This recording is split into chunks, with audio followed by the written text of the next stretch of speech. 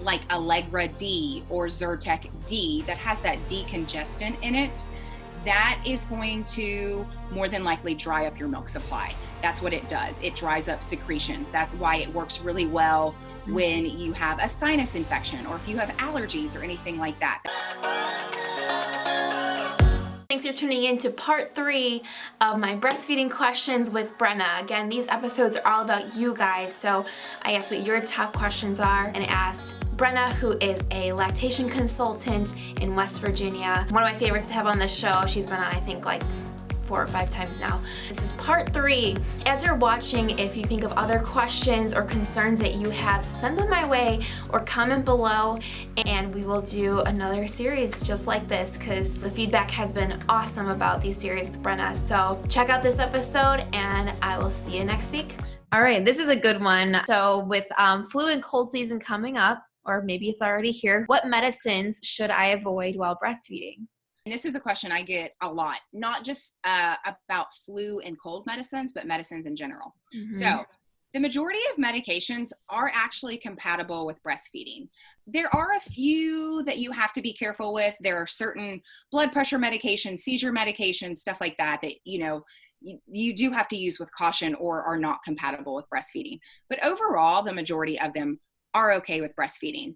You can always look up what their lactation category is online. There's a couple different resources that you can use. If you are interested in that, you can definitely look to see what the lactation category is of whatever medicine that you're trying to take. Dr. Hale is, he has a website. So if you were just look up Dr. Hale lactation medicines, he has done a very thorough job of finding out what's safe and what's not safe to use while you're breastfeeding. He is an evidence-based. I would definitely recommend him to using his stuff to anybody. As far as flu and cold medicine, the major thing that you want to look out for is anything that has Sudafed in it. So that would include like Allegra D or Zyrtec D that has that decongestant in it. That is going to more than likely dry up your milk supply. That's what it does. It dries up secretions. That's why it works really well when you have a sinus infection or if you have allergies or anything like that. That Sudafed dries everything up, including your milk. So we want to avoid that. Tylenol and Motrin are both in the L1 category, so they are safe with breastfeeding. Many antibiotics are okay to take while breastfeeding. Flonase, which is a nasal spray, is okay to take with breastfeeding. It actually just stays within your nasal cavity, so it doesn't really have any impact on, lactation or breastfeeding. So I think it's just really important to know what resources there are to double check. I have found that a lot of the times moms are told bad information. There's bad information that gets passed around, or maybe it's not updated information about medicines. But for the most part, medications are okay to take when you're breastfeeding. The flu shot is encouraged and it is compatible with breastfeeding too. Most vaccinations are compatible with breastfeeding. So you really shouldn't worry about any vaccinations or the flu shot while you're breastfeeding. And if you do have questions, always ask your local pharmacist or your doctor. But for the most part, there's not a whole bunch really that you need to worry about. The major one is that decongestant Sudafed. I will say this, with any medication, if you start taking it, just be on the lookout to see if it could be impacting your milk supply. Some moms I know that have taken, Tylenol cold and flu, it doesn't contain anything that we think would interfere or reduce their milk supply, but some moms and everybody is a little bit different, and it does end up decreasing their milk supply.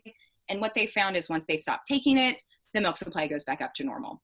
All right, so next question is, what is the best way to stop a reoccurring milk bleb?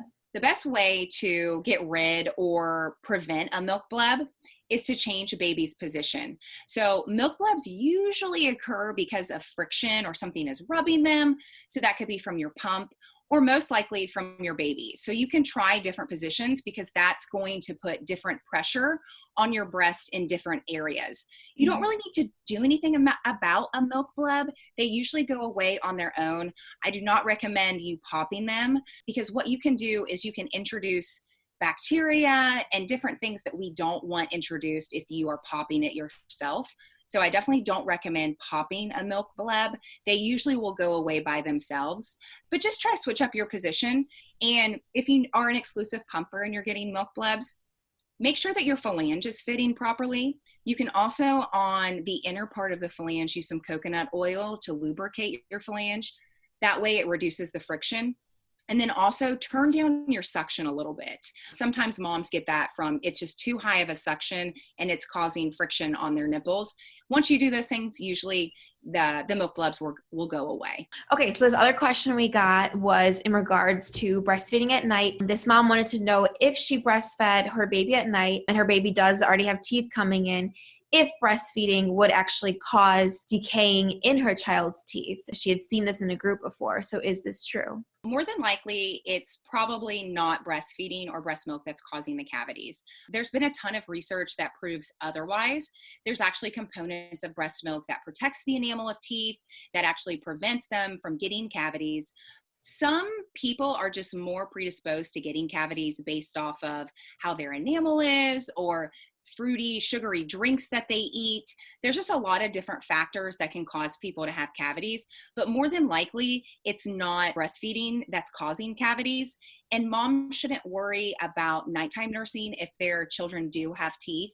There's been a lot of research that actually proves breastfeeding does not cause cavities in children. Well, there you have it. If you guys have any other questions for Brenna, feel free to follow her at mountainmamalactation on Instagram, and you can ask all her questions there. And definitely check out our private Facebook group, Mommy Knows Best, Judgment-Free Mom Tribe. We're constantly growing and we're constantly improving our community. Thank you so much for watching, and thank you, Brenna, for coming back for the third time. So we'll probably have you back for a fourth. I would love to. Thanks for having me, Krista. Yeah, absolutely. Thanks so much for watching, guys. Again, if you have any other breastfeeding questions, comment below or send them my way. You can always contact me via Instagram, Facebook, and we'll go ahead and get another series going as well because we want to be able to answer all your breastfeeding questions. Thanks so much for watching, guys, and we'll see you next week. Thanks for tuning in to this episode of Mom Talks with Krista. If you're not yet subscribed, go ahead and click on the subscribe button. It should be down here somewhere. We release new episodes every single Wednesday, and if you're not following us yet, be sure to follow us at Mommy Knows Best on Instagram. And remember, if you're watching this and doubting yourself, you are a great mom.